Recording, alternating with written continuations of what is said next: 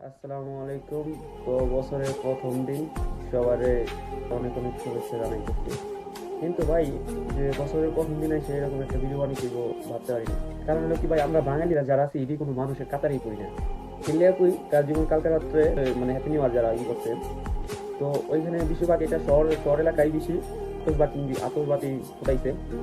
তো ভাই আমি কই, তুমি নিউ ইয়ার উদযাপন করবা, এটা তোমার ব্যাপার, তুমি করো বা তুমি না করো এটা তোমার ব্যাপার।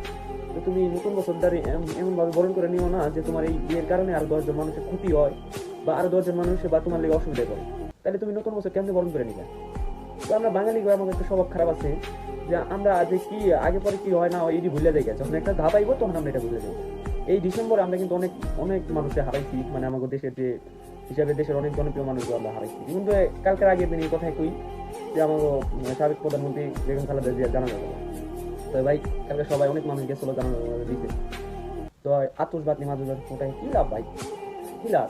তুমি একজন মুসলিম মানুষ, তোমার ধরো তোমার তোমার ওই নতুন বছর আইব কিলিগা বা নতুন আইব কিলা, তোমার যখন নতুন বছর হইব হইলো তোমার ইসলামে যেই মহরম আছে ওইখান থেকে তোমার নতুন বছর শুরু হইব।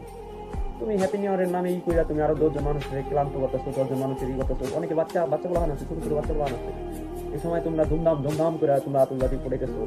ঠিক আছে, এটা ঠিক না ভাই। আর আমরা বাঙালি আছি, যদি ফেসবুকে কোনো একটা নতুন কোনো একটা কিছু দেখি, ওইটার আবেগে পড়ে যায় এই সেই, তারপর ওইটা ফেসবুক পর্যন্ত, তারপর যখন নতুন একটা ইস্যু আইব ওইটা নিয়ে পড়ে থাকবো, বাস এইভাবেই। যাক ভাই, তো এখন কোনো কাম করো না, নতুন বছরের দিনগুলো সবার ভালো যায়। ঠিক আছে, সবার ভালো যাক এই এই কামনা করি। তো এমন কোনো কাম করো না যাতে বছরের প্রথমেই মানুষের মনে কষ্ট দেয় তোমার বছর শুরু। যাই, সবাই ভালো থাকবেন, আল্লাহ হাফেজ।